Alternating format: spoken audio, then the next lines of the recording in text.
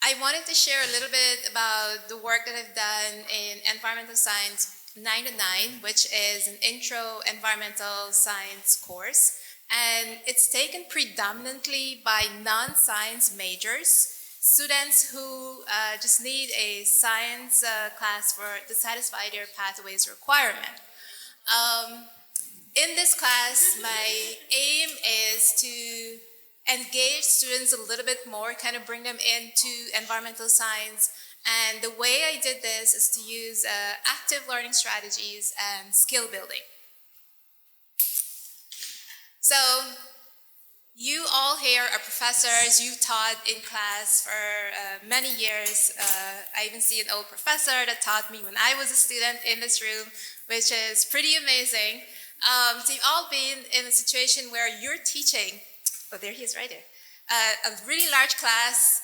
For me, I started out teaching environmental science, which is an intro class. So it means I had 150 to 160 students in a really large lecture theater.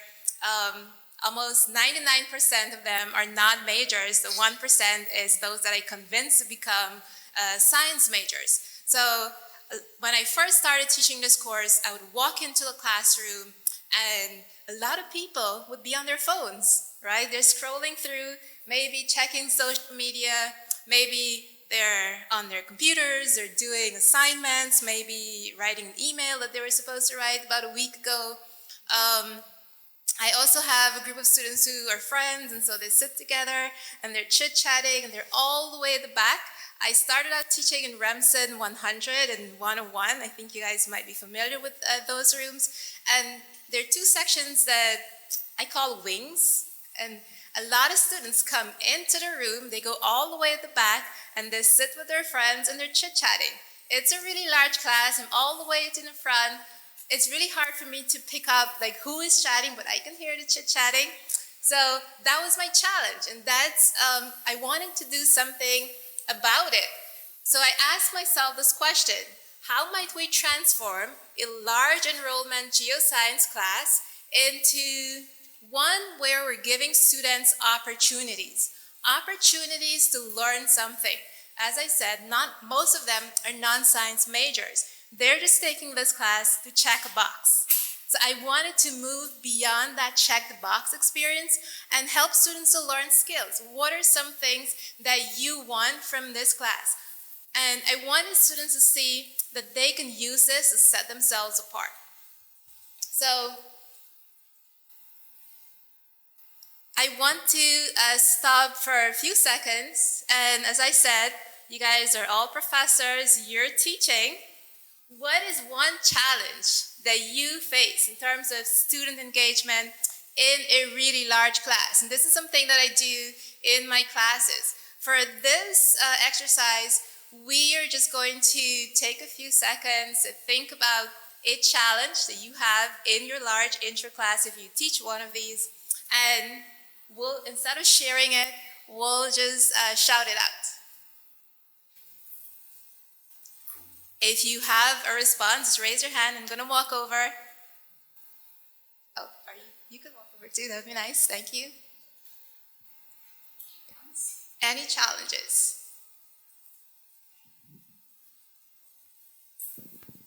Captive audience doesn't want to be in the room. No intrinsic motivation in the subject matter. I mean, things that I think directly up similar to yours. It's not a large class. I have maximum 25 students, but one of the challenges over the years has been there are select students who volunteer to respond, and the goal often is to get maximum responses from students. So that becomes a challenge in terms of how to engage more students than 4 or 5 out of 25 that always have their hand up to respond. Thank you so much. And this is something that I also experience. I do have students that respond to questions. I'm not like talking to myself in the front of the room, but it's always the same number of students. So what do I do? So I was thinking about the popular Confucian quote, and he said, I hear, and I forget.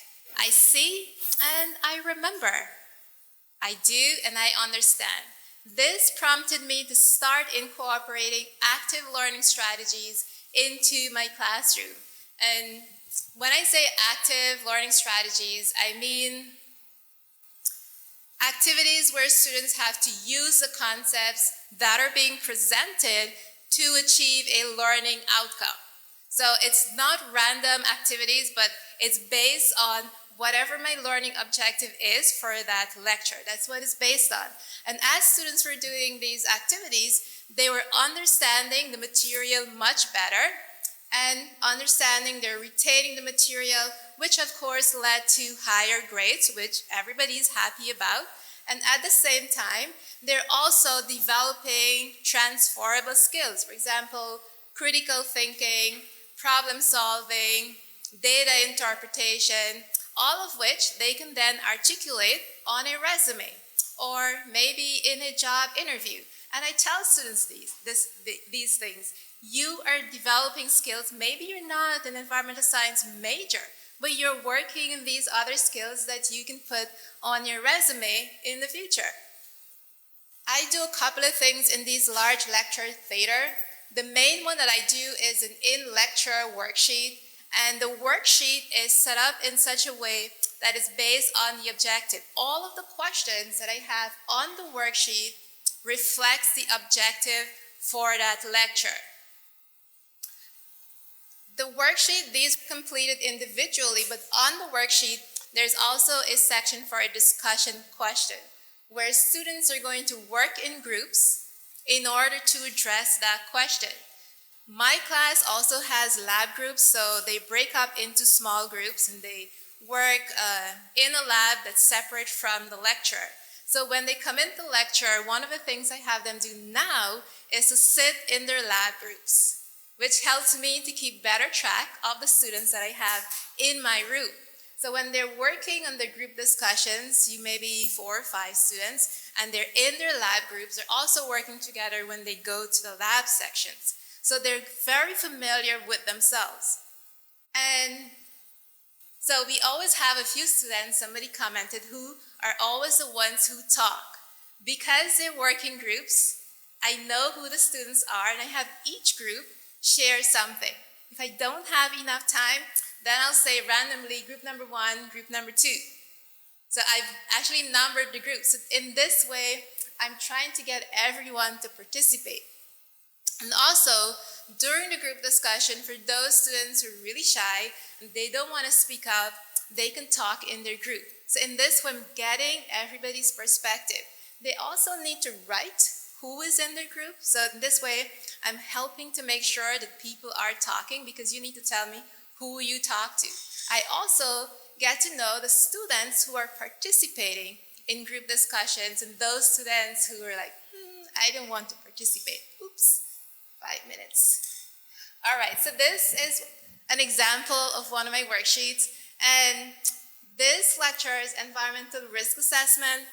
And essentially, you guys are not able to see it, but basically, the first question is asking them to define environmental risk assessment.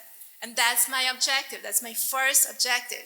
Students should be able to define what environmental risk assessment is, and you'll see those boxes. Those are listing the components. So there's the different steps of environmental risk assessment. So they're going to be writing that as I'm talking and lecturing about environmental risk assessment.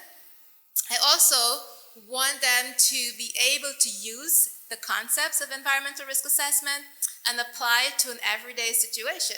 So in this case, for a case study where they're going to be talking in their groups, we're looking at PCE, perchloroethylene, which is a dry cleaning fluid. So they're going to evaluate the health exposure when we're talking about PCE, perchloroethylene. I also want them, which is an objective, to use this information and evaluate uncertainty when you're making decisions. Also a question here. And I want them to see the iterative nature of science, and so I asked them, why is it risk assessment is not a one-time process, but we periodically need to review and adapt? And the last one is, what are 2 skills you practice today? And this is pretty much common in all of my lecture worksheets. Thinking about the skills that you have practiced. All right, so a little bit about data. I have more slides, but my time is almost up. So in the pink box, we're looking at when I first taught this class, I'm trying to rush, fall 2022. You can see the average grade was much lower than spring 2024. Spring 2024, I see an increase in the average grade of 8.4. Looking at fall 2024, an increase of 11.3 with the intervention, utilizing all of the active learning strategies that I've put in place.